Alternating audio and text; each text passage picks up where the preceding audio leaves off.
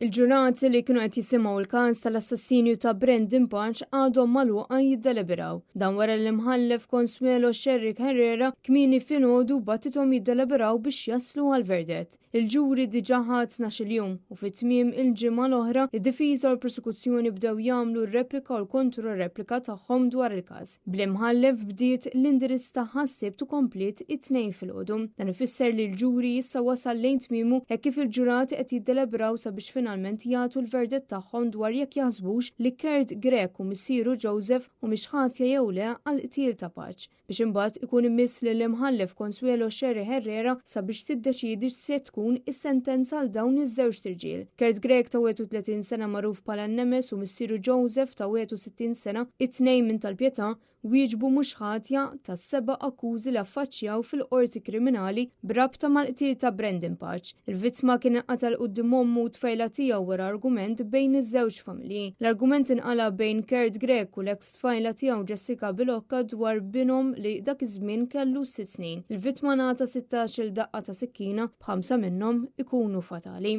Il-qtil seħħ fi triq Giovanni Barbara fil-Ħamrun fit-2 ta' April tal-2017. L-irġiel ġew akkużati b'omiċidju volontarju, feriti gravi, possess ta' arma, possess ta' strument bil-ponta li kissru l-paċi pubblika u l-bon ordni li jgħeddu u nsulentaw lill-qraba tal-vittma. L-att tal-akkuża jgħid li l-vittma kien instab mimdud fl-indana ta' blokka ta' appartamenti f'Adira Dem. Il-vittma kien libes shorts u kien ukoll ħafi u mill-feriti li kellu fuq u fosthom fuq sidru kien evidenti li tilef ħafna dem. Ġie notat ukoll li f'xi ħin intużaw ukoll xi madum li kienu jinsabu fit-triq imkissra barra il-blokka.